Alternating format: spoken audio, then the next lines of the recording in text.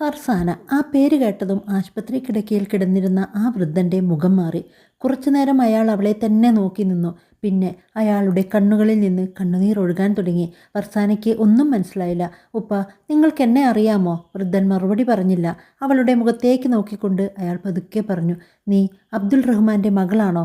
ആ ചോദ്യം കേട്ട നിമിഷം ഫർസാനയുടെ ഹൃദയം ഒന്ന് പിടഞ്ഞു. അതെ, എൻ്റെ ഉപ്പയുടെ പേര് അബ്ദുൾ റഹ്മാനാണ്. പക്ഷേ നിങ്ങൾക്ക് എൻ്റെ ഉപ്പയെ എങ്ങനെ അറിയാം? വൃദ്ധൻ മുഖം തിരിച്ചു. അറിയാം മോളെ. അയാളുടെ ശബ്ദമിടറി. നിന്റെ ഉപ്പയെ എനിക്ക് ഒരുപാട് വർഷമായി അറിയാം. എവിടെ വെച്ചാണ്? വൃദ്ധൻ മറുപടി പറയാതെ കരഞ്ഞുകൊണ്ടിരുന്നു. ഫർസാന വീണ്ടും ചോദിച്ചു, സൗദിയിലാണോ?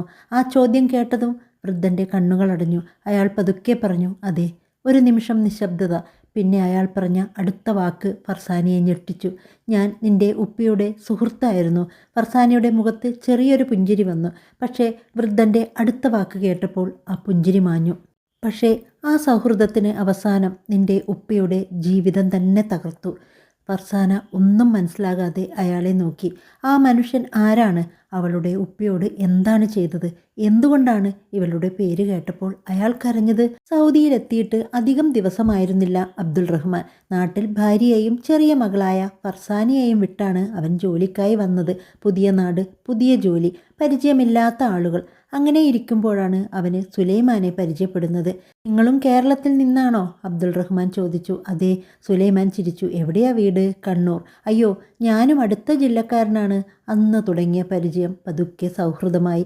ജോലിക്ക് ഒരുമിച്ച് പോകും, തിരിച്ചൊരുമിച്ച് വരും. ഒരേ മുറിയിൽ താമസിക്കും. രാത്രിയിൽ ഉറങ്ങുന്നതിന് മുമ്പ് നാട്ടിലെ കാര്യങ്ങൾ സംസാരിക്കും. നിന്റെ വീട്ടിൽ ആരൊക്കെയുണ്ട്? അബ്ദുൾ റഹ്മാൻ ചോദിച്ചു. സുലൈമാൻ ഭാര്യയെയും വീട്ടുകാരെയും കുറിച്ച് പറഞ്ഞു. പിന്നെ ചോദിച്ചു, നിനക്ക്? അബ്ദുൾ റഹ്മാൻ്റെ മുഖത്ത് പുഞ്ചിരി. എൻ്റെ ഭാര്യയും ഒരു കുഞ്ഞുമുണ്ട്. ആൺകുട്ടിയോ പെൺകുട്ടിയോ? പേരെന്താ? അബ്ദുറഹ്മാൻ അഭിമാനത്തോടെ പറഞ്ഞു. ഫർസാന. ആ പേര് പറയുമ്പോൾ അയാളുടെ മുഖത്തെ സന്തോഷം കണ്ട സുലൈമാൻ ചിരിച്ചു. മകളെ ഒരുപാട് ഇഷ്ടമാണല്ലേ? എൻ്റെ ജീവൻ തന്നെയാണ് അവൾ. അബ്ദുൾ റഹ്മാൻ തൻ്റെ മൊബൈൽ എടുത്ത് ഫർസാനയുടെ ചിത്രം കാണിച്ചു. അന്ന് അബ്ദുൾ റഹ്മാൻ അറിഞ്ഞിരുന്നില്ല, താൻ സഹോദരനെ പോലെ വിശ്വസിച്ച ആ മനുഷ്യൻ തന്നെ ആയിരിക്കും ഒരു ദിവസം തൻ്റെ ജീവിതത്തിലെ ഏറ്റവും വലിയ വഞ്ചനയുടെ കാരണമെന്ന്. സൗദിയിലെ ആ ചെറിയ മുറിയിൽ നിന്ന് തുടങ്ങിയ സൗഹൃദം ദിവസങ്ങൾ കഴിയുന്തോറും കൂടുതൽ ശക്തമായി. ജോലി കഴിഞ്ഞ് മുറിയിലെത്തിയാൽ രണ്ടുപേരും ഒരുമിച്ചിരിക്കും. ഒരാൾ ചായ ഉണ്ടാക്കും, മറ്റൊരാൾ ഭക്ഷണം തയ്യാറാക്കും. പിന്നെ തുടങ്ങും നാട്ടിലെ വിശേഷങ്ങൾ. അബ്ദുൾ റഹ്മാൻ ഇന്നലെ വീട്ടിൽ നിന്ന് വിളിച്ചോ? ഫർസാന എന്തു പറഞ്ഞു? അങ്ങനെയുള്ള ഒരുപാട് വിശേഷങ്ങൾ അവർ പങ്കുവെക്കും. ഇങ്ങനെയൊക്കെയായിരുന്നു അവരുടെ ദിവസങ്ങൾ. പക്ഷേ അബ്ദുറഹ്മാന് സുലൈമാനിൽ ഒരു പ്രത്യേക വിശ്വാസമുണ്ടായിരുന്നു. ഒരു ദിവസം ശമ്പളം കിട്ടിയപ്പോൾ അബ്ദുൾ റഹ്മാൻ കുറച്ച് പണം സുലൈമാനെ ഏൽപ്പിച്ചു. ഇത് വീട്ടിലേക്ക് അയച്ചു കൊടുക്കണം. സുലൈമാൻ അത്ഭുതത്തോടെ ചോദിച്ചു, നീ തന്നെ അയച്ചാൽ പോരെ? എനിക്ക് ബാങ്കിൻ്റെ കാര്യങ്ങൾ അത്ര വശമില്ല, നീ ചെയ്താൽ മതി. സുലൈമാൻ പണം വാങ്ങി. ശരി, നിന്നെ വിശ്വസിച്ചിട്ടാണ് തരുന്നത്. സുലൈമാൻ ഒന്നും പറഞ്ഞില്ല. പക്ഷേ ആ വാക്ക് അയാളുടെ മനസ്സിൽ പതിഞ്ഞു. നിന്നെ വിശ്വസിച്ചിട്ടാണ്. കാലം കടന്നുപോയി. കമ്പനിയിൽ അബ്ദുൾ റഹ്മാൻ്റെ ജോലി മെച്ചപ്പെട്ടു. സത്യസന്ധതയും കൃത്യതയും കാരണം മാനേജ്മെൻറ്റിന് അവനോട് വലിയ വിശ്വാസമായി. അക്കൗണ്ടുമായി ബന്ധപ്പെട്ട ചില പ്രധാന ജോലികളും അവനെ ഏൽപ്പിച്ചു. സുലൈമാനും അവിടെ തന്നെ ജോലി ചെയ്തു. ഇരുവരും ഒരുമിച്ച് ജോലി ചെയ്യുന്നത് കൊണ്ട് കാര്യങ്ങൾ എളുപ്പമായി. ഒരു ദിവസം മാനേജർ ഇരുവരെയും വിളിച്ചു. കമ്പനിയുടെ അക്കൗണ്ടുകൾ ഇനി നിങ്ങൾ രണ്ടുപേരും ചേർന്ന് നോക്കണം. അബ്ദുൾ റഹ്മാൻ സുലൈമാനെ നോക്കി ചിരിച്ചു. കേട്ടോ, നമ്മളെ വിശ്വസിക്കുന്നുണ്ട്. പക്ഷേ ആ ദിവസം മുതൽ സുലൈമാൻ്റെ കണ്ണുകൾ അക്കൗണ്ടിലെ ചില അക്കങ്ങളിൽ കൂടുതൽ നേരം നിൽക്കാൻ തുടങ്ങി. ചില വലിയ തുകകൾ, ചില ഇടപാടുകൾ, കമ്പനിയുടെ പണം. അവനൊന്നും പറഞ്ഞില്ല. അബ്ദുറഹ്മാൻ ഒന്നും ശ്രദ്ധിച്ചില്ല. കാരണം അവൻ്റെ മനസ്സിൽ ഒരു സംശയവും ഉണ്ടായിരുന്നില്ല. അവൻ സുലൈമാനെ സുഹൃത്തായി മാത്രമല്ല സ്വന്തം സഹോദരനെ പോലെയാണ് കണ്ടിരുന്നത്. ഒരു രാത്രി അബ്ദുറഹ്മാൻ നാട്ടിലേക്ക് ഫോൺ ചെയ്യുമ്പോൾ പുറത്ത് കുഞ്ഞിൻ്റെ ശബ്ദം. ഉപ്പ. അബ്ദുൾ റഹ്മാൻ്റെ കണ്ണുകൾ നിറഞ്ഞു. ഫോൺ വെച്ച ശേഷം അബ്ദുൾ റഹ്മാൻ കുറച്ചു നേരം മിണ്ടാതെയിരുന്നു. സുലൈമാൻ അത് ശ്രദ്ധിച്ചു. മകളെ ഓർത്താണോ? അബ്ദുൾ റഹ്മാൻ തലകുലുക്കി. കുറച്ചു കാലം കൂടി കഴിഞ്ഞാൽ നമുക്ക് നാട്ടിലേക്ക് പോകാം. അബ്ദുൾ റഹ്മാൻ പുഞ്ചിരിച്ചു. ആ രാത്രി അവരുടെ സൗഹൃദത്തിൻ്റെ അവസാനത്തെ സന്തോഷമുള്ള രാത്രികളിൽ ഒന്നായിരുന്നു. കാരണം പിറ്റേന്ന് രാവിലെ കമ്പനിയിലെ അക്കൗണ്ടിൽ ഒരു വലിയ തുക കാണാനില്ലെന്ന് മാനേജ്മെൻറ്റ് കണ്ടെത്തി. അന്വേഷണം തുടങ്ങി. ആദ്യ ചോദ്യം വന്നത് അബ്ദുറഹ്മാൻ്റെ അടുത്തേക്കായിരുന്നു. ഈ പണം എവിടെ പോയി? അബ്ദുറഹ്മാൻ ഞെട്ടി. എനിക്കറിയില്ല സാർ. അവൻ സുലൈമാനെ നോക്കി. പക്ഷേ സുലൈമാൻ അന്ന് അവൻ്റെ കണ്ണുകളിലേക്ക് നോക്കിയതേയില്ല. എനിക്കറിയില്ല സാർ. അബ്ദുൾ ശബ്ദത്തിൽ യഥാർത്ഥ ഞെട്ടലായിരുന്നു. മാനേജർ മുന്നിലിരുന്ന ഫയൽ തുറന്നു. കമ്പനിയുടെ അക്കൗണ്ടിൽ നിന്ന് വലിയൊരു തുക കാണാനില്ല. ആ ഇടപാടിന് ഉപയോഗിച്ച രേഖകളിൽ നിങ്ങളുടെ ഒപ്പുണ്ട്. ഫയൽ വാങ്ങി നോക്കി. ഇതെൻ്റെ ഒപ്പല്ല സാർ. പക്ഷേ രേഖയിൽ നിങ്ങളുടെ പേരാണ്. എൻ്റെ പേരായിരിക്കാം. പക്ഷേ ഞാൻ ഈ പണം എടുത്തിട്ടില്ല. അവൻ വീണ്ടും സുലൈമാനെ നോക്കി. സുലൈമാൻ, നീ പറയ്, ഈ ഇടപാടിനെക്കുറിച്ച് നിനക്ക് എന്തെങ്കിലും അറിയാമോ? സുലൈമാൻ പതുക്കെ തലയുയർത്തി. അവൻ്റെ മുഖത്ത് ഭയം അഭിനയിക്കുന്നത് പോലെ തോന്നി. എനിക്കൊന്നും അറിയില്ല. ഞെട്ടി. നിനക്കൊന്നും അറിയില്ലേ? ഇല്ല. നമ്മൾ രണ്ടുപേരും കൂടിയല്ലേ അക്കൗണ്ട് നോക്കിയത്? സുലൈമാൻ ഒന്നും പറഞ്ഞില്ല. മാനേജർ വീണ്ടും ചോദിച്ചു. ഈ ഇടപാടിൻ്റെ ദിവസം നിങ്ങൾ കമ്പനിയിൽ ഉണ്ടായിരുന്നോ? ഉണ്ടായിരുന്നു. അപ്പോൾ നിങ്ങളുടെ കയ്യിൽ നിന്നാണ് ഈ ട്രാൻസാക്ഷൻ നടന്നത്? മുഖം വിളറി. എൻ്റെ കയ്യിൽ നിന്നോ? അതെ. അയാൾ കസേരയിൽ ഇരുന്നു പോയി. സാർ, ആരോ എന്നെ കുടുക്കുകയാണ്, മാനേജർ കടുപ്പത്തോടെ പറഞ്ഞു. അത് തെളിയിക്കേണ്ടത് നിങ്ങളാണ്. അന്ന് രാത്രി മുറിയിലേക്ക് മടങ്ങിയപ്പോൾ ഒന്നും സംസാരിച്ചില്ല. സുലൈമാൻ ഭക്ഷണം എടുത്തു വെച്ചു. കഴിക്കൂ. അവനെ നോക്കി. സുലൈമാൻ, എന്താ? നിനക്ക് എന്തെങ്കിലും അറിയാമോ? എന്തിനെക്കുറിച്ച്? കമ്പനിയിലെ പണത്തെക്കുറിച്ച്. സുലൈമാനോട് മറുപടി പറഞ്ഞു. ഇല്ല. കുറച്ചു നേരം അവനെ നോക്കി. പിന്നെ പതുക്കെ പറഞ്ഞു, ഞാൻ ചെയ്തിട്ടില്ല. സുലൈമാൻ തലകുലുക്കി. എനിക്കറിയാം. ആ വാക്ക് കേട്ട് കണ്ണുകൾ നിറഞ്ഞു. നീ എങ്കിലും എന്നെ വിശ്വസിക്കുന്നുണ്ടല്ലോ. സുലൈമാൻ അവൻ്റെ തോളിൽ കൈവച്ചു. നീ എൻ്റെ സഹോദരനാണ്. അവനെ കെട്ടിപ്പിടിച്ചു. പക്ഷേ ആ ആലിംഗനത്തിനിടയിൽ സുലൈമാൻ്റെ മുഖത്ത് ഒരു ചെറിയ പുഞ്ചിരി തെളിഞ്ഞിരുന്നു. അത് കണ്ടില്ല. അടുത്ത ദിവസം രാവിലെ സുലൈമാൻ നേരത്തെ തന്നെ ജോലിക്ക് പോയി. കുറച്ചു കഴിഞ്ഞാണ് എത്തിയത്. ഓഫീസിലെത്തിയപ്പോൾ അന്തരീക്ഷം ആകെ മാറിയിരുന്നു. എല്ലാവരും അവനെ നോക്കുന്നു. ചിലർ തമ്മിൽ എന്തോ സംസാരിക്കുന്നു.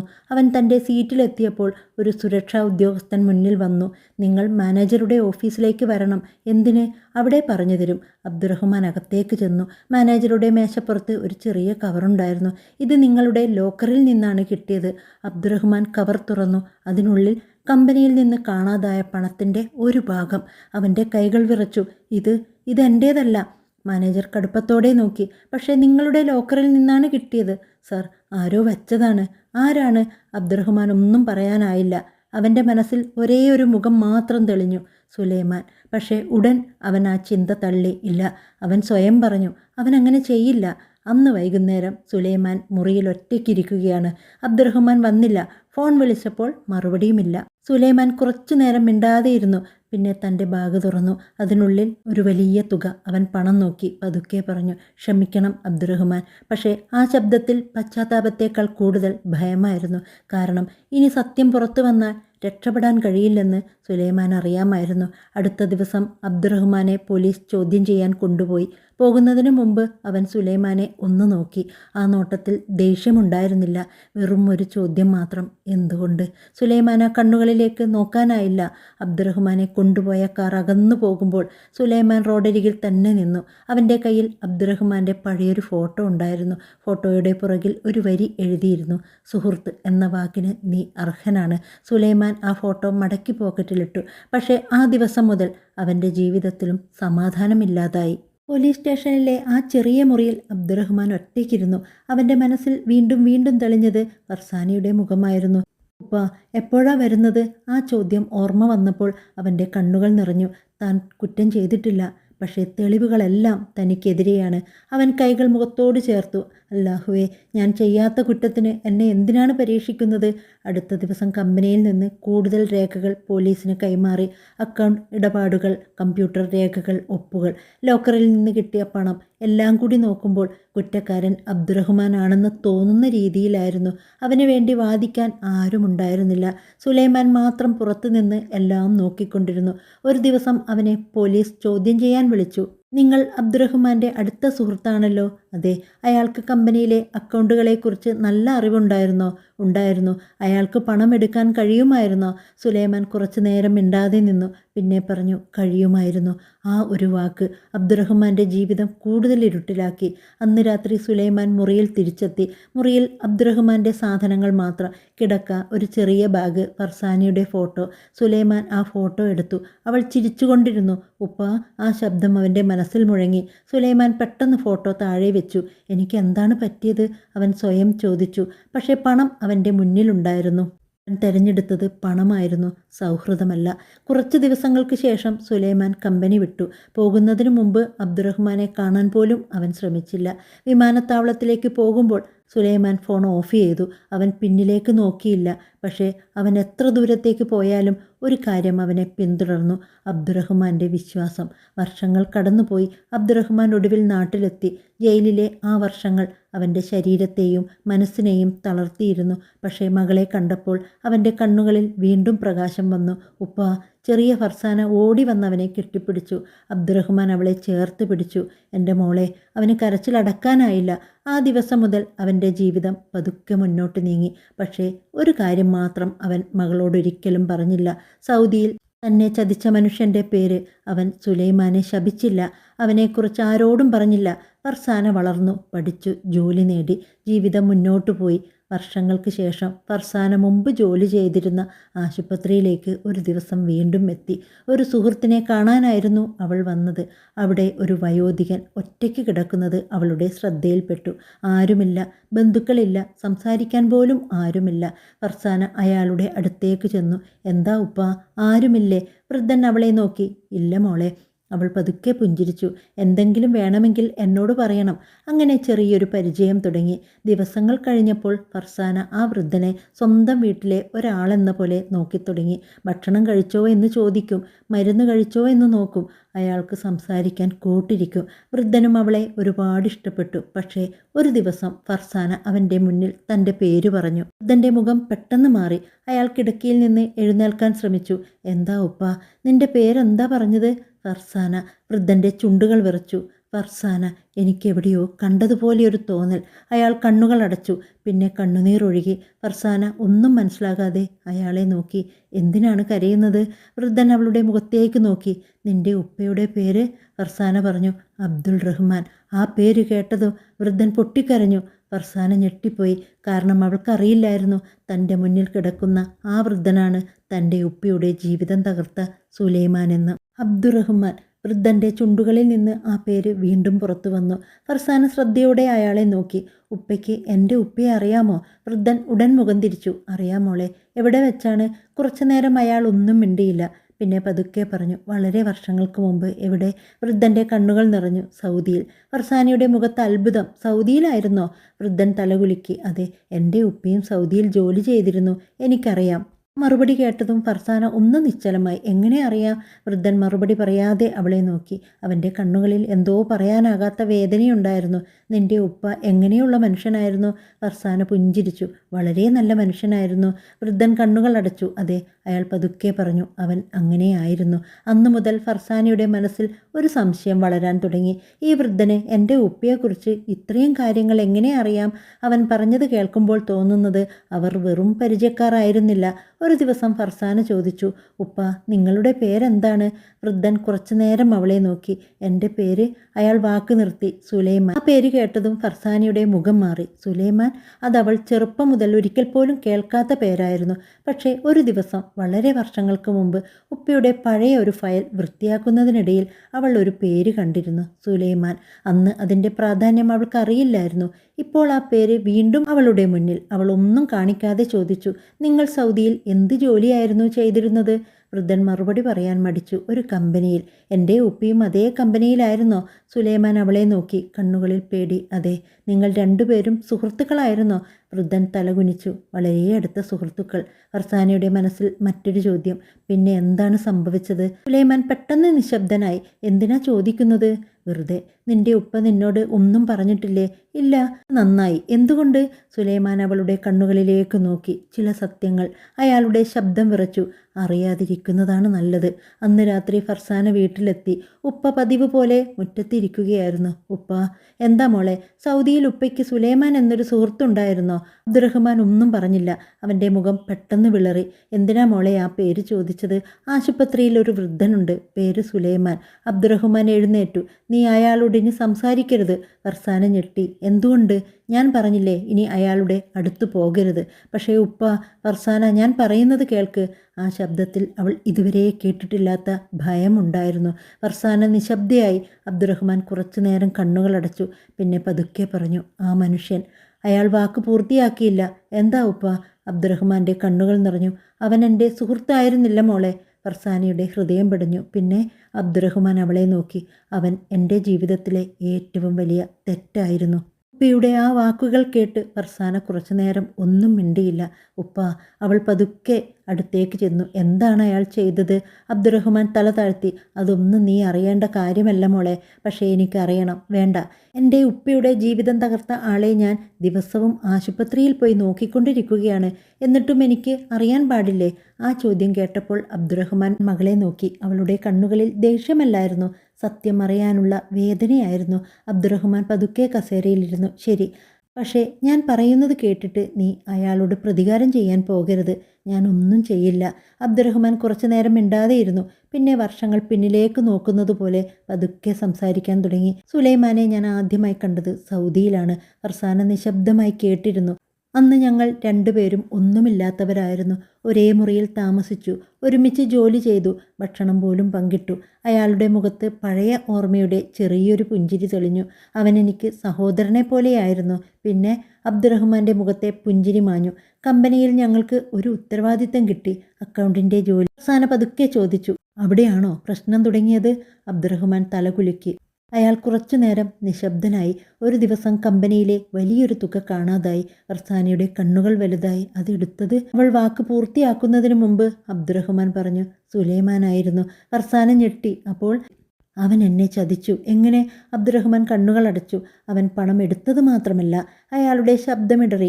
ആ പണത്തിൻ്റെ മുഴുവൻ കുറ്റവും എൻ്റെ മേൽ വരാനുള്ള തെളിവുകളും അവൻ ഒരുക്കിയിരുന്നു. ഫർസാനയുടെ കണ്ണുകളിൽ കണ്ണുനീർ നിറഞ്ഞു. ഉപ്പി ആരും വിശ്വസിച്ചില്ലേ? ഇല്ല. സുലൈമാനോ? അബ്ദുറഹ്മാൻ ചിരിച്ചു. പക്ഷെ ആ ചിരിയിൽ വേദനയായിരുന്നു. അവൻ എൻ്റെ മുന്നിൽ നിന്നുകൊണ്ട് പറഞ്ഞു. അയാൾ സുലൈമാൻ്റെ ശബ്ദം ഓർത്തെടുക്കുന്നത് പോലെ പറഞ്ഞു. അബ്ദുറഹ്മാൻ, നീ ചെയ്തതാണെന്ന് എനിക്ക് വിശ്വസിക്കാൻ കഴിയുന്നില്ല. ഫർസാനയുടെ ഹൃദയം തകർന്നു. അവൻ അങ്ങനെ പറഞ്ഞോ? അതെ. എന്നിട്ട് എന്നെ പോലീസ് കൊണ്ടുപോയി. മുറിയിൽ നിശബ്ദത.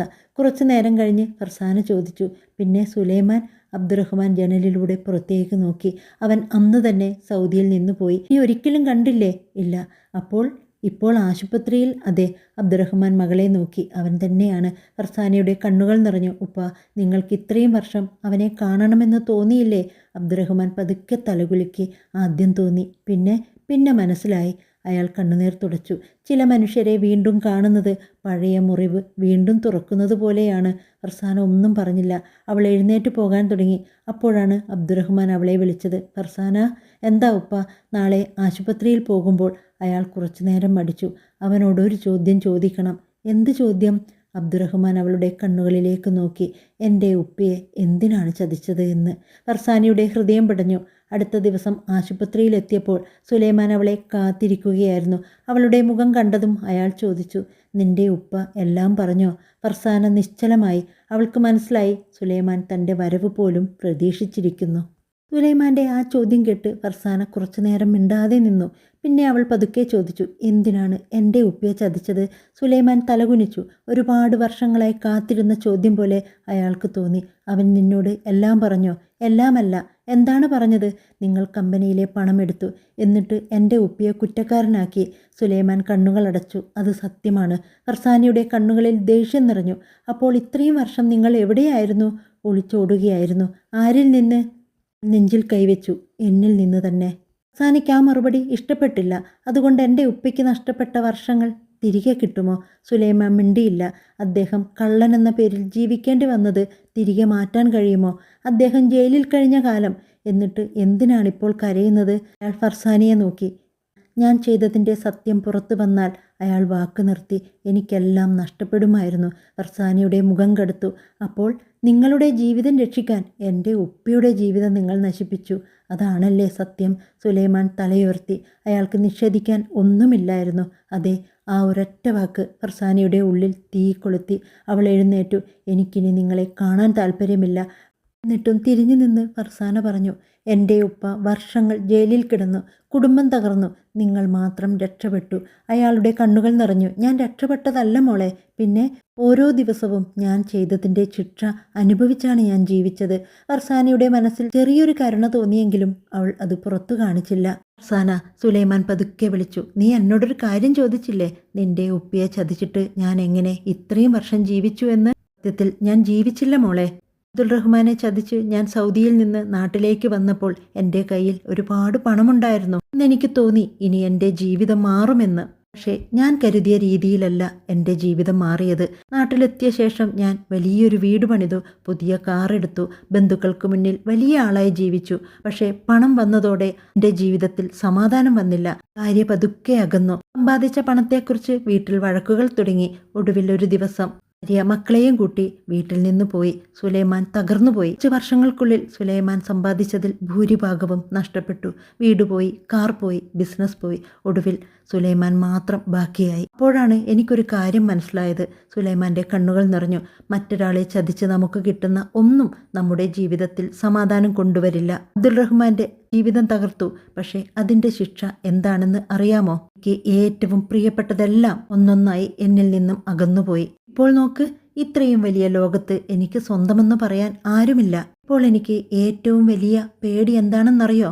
അവൻ എന്നെ ക്ഷമിക്കാതെ പോയാൽ എൻ്റെ ജീവിതം മുഴുവൻ ഞാൻ വഹിച്ച ഈ കുറ്റബോധവുമായി തന്നെ പോകേണ്ടി വരും. വീട്ടിലെത്തിയ ഫർസാന ഉപ്പയോട് എല്ലാ കാര്യങ്ങളും പറഞ്ഞു. കുറച്ചു നേരം കഴിഞ്ഞ് അബ്ദുറഹ്മാൻ ചോദിച്ചു, അവന് സുഖമില്ലേ? ആരുമില്ലേ കൂടെ? അബ്ദുറഹ്മാന്റെ മനസ്സിലേക്ക് വർഷങ്ങൾക്ക് മുമ്പുള്ള ആ സൗദിയിലെ മുറി വന്നു. ഒരേ മുറിയിൽ കിടന്നിരുന്ന 2 സുഹൃത്തുക്കൾ, ഒരുമിച്ച് ഭക്ഷണം കഴിച്ച രാത്രികൾ, നാട്ടിലെ വിശേഷങ്ങൾ പറഞ്ഞിരുന്ന ദിവസങ്ങൾ, ഒരിക്കൽ തൻ്റെ സഹോദരനെ പോലെ കരുതിയ മനുഷ്യൻ പിന്നെ തൻ്റെ ജീവിതം തന്നെ തകർത്ത മനുഷ്യനായി മാറിയത്. അബ്ദുറഹ്മാൻ കണ്ണുകൾ അടച്ചു. അവൻ സന്തോഷത്തോടെ ജീവിച്ചോ? അവസാന തലകുലുക്കി, ഇല്ല ഉപ്പ. കുടുംബമില്ല, പണമില്ല, ഒന്നുമില്ല. അവൻ ചെയ്തതിൻ്റെ ഫലം അവൻ അനുഭവിച്ചു കഴിഞ്ഞു മോളെ. അപ്പോൾ നിങ്ങൾ ക്ഷമിക്കുമോ? ക്ഷമിക്കുന്നത് മറക്കുന്നതല്ല, അയാൾ പതുക്കെ പറഞ്ഞു. എനിക്ക് സംഭവിച്ചത് ഞാൻ മറക്കില്ല. ഒരു മനുഷ്യൻ തെറ്റ് തിരിച്ചറിഞ്ഞ് അവസാന കാലത്ത് മാപ്പ് ചോദിക്കുമ്പോൾ അവനെ ആ വേദനയിൽ ഒറ്റയ്ക്ക് വിടാനും എനിക്ക് കഴിയില്ല. അടുത്ത ദിവസം ഫർസാന ആശുപത്രിയിലെത്തി. കൂടെ അബ്ദുൾ റഹ്മാനും. അബ്ദുൾ റഹ്മാനെ കണ്ടപ്പോൾ സുലൈമാൻ തല താഴ്ത്തി. നിന്നെ ചതിച്ച് നേടിയതൊന്നും എൻ്റെ ജീവിതത്തിൽ നിലനിന്നില്ല. അബ്ദുറഹ്മാൻ പതുക്കെ അവനെ നോക്കി. സുലൈമാൻ്റെ ശബ്ദമിടറി. വീട് പോയി, കുടുംബം പോയി, സമ്പത്ത് പോയി, ആരോഗ്യം പോയി. അവസാനം ഞാൻ തന്നെ എനിക്ക് അന്യനായി. സുലൈമാൻ പതുക്കെ പറഞ്ഞു, നിന്നോട് ഞാൻ ചെയ്തതിന് എന്ത് ശിക്ഷ കിട്ടിയാലും അത് കുറവാണ്. പക്ഷേ അബ്ദുറഹ്മാൻ പറഞ്ഞ വാക്ക്, നീ ചെയ്തതെനിക്ക് മറക്കാൻ കഴിയില്ല. പക്ഷേ നിന്നെ വെറുത്തുകൊണ്ട് മരിക്കാനും എനിക്ക് കഴിയില്ല. നമ്മൾ 2 പേരും ജീവിതത്തിൻ്റെ ഒരുപാട് വർഷങ്ങൾ നഷ്ടപ്പെടുത്തി. ബാക്കിയുള്ള ദിവസങ്ങളെങ്കിലും മനസമാധാനത്തോടെ ഇരിക്കാം. വാക്കുകൾ കേട്ടപ്പോൾ സുലൈമാൻ കരഞ്ഞുകൊണ്ട് അബ്ദുറഹ്മാന്റെ കൈപിടിച്ചു. സാന കുറച്ചു ദൂരെ നിന്ന് ആ കാഴ്ച നോക്കി നിന്നു. അവൾക്കന്ന് മനസ്സിലായി, ബന്ധങ്ങൾ തകർന്നു പോകും. ചില മുറിവുകൾ ഒരിക്കലും പൂർണ്ണമായി മാറില്ല.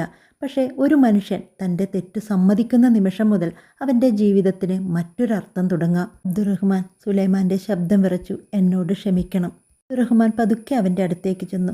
ഇത്രയും വർഷം നീ ആ തെറ്റിൻ്റെ ഭാരവുമായി ജീവിച്ചെന്ന് എനിക്കിപ്പോൾ മനസ്സിലായി. എനിക്ക് നിന്നോട് ദേഷ്യമുണ്ടായിരുന്നു. അബ്ദുറഹ്മാൻ തുടർന്നു. ഒരുപാട് ദേഷ്യം. പക്ഷേ ഇപ്പോൾ അയാൾ സുലൈമാന്റെ തോളിൽ കൈവച്ചു. നിന്നെ വെറുത്തുകൊണ്ട് എൻ്റെ ബാക്കിയുള്ള ജീവിതവും കളയാൻ ഞാൻ ആഗ്രഹിക്കുന്നില്ല. അപ്പോൾ നീ എന്നോട് ക്ഷമിച്ചോ?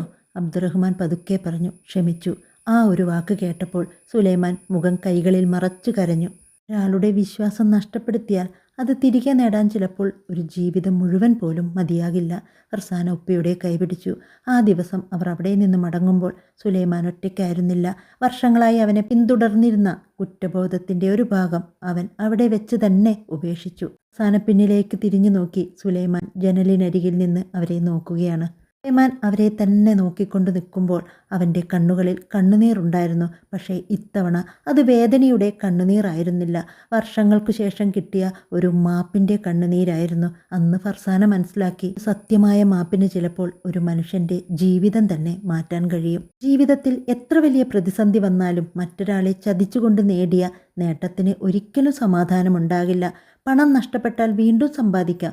പക്ഷേ ഒരാളുടെ വിശ്വാസം നഷ്ടപ്പെടുത്തിയാൽ അത് തിരികെ നേടുക വളരെ ബുദ്ധിമുട്ടാണ്. നമ്മൾ മറ്റൊരാളോട് ചെയ്യുന്ന നന്മയും തിന്മയും ഒരു നാൾ ഏതെങ്കിലും രൂപത്തിൽ നമ്മളിലേക്ക് തന്നെ തിരിച്ചെത്തും.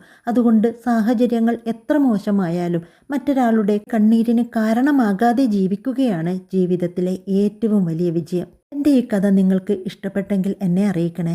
ഇനിയും ഇതുപോലെ മനോഹരമായ ഒരു കഥയുമായി വീണ്ടും വരാം.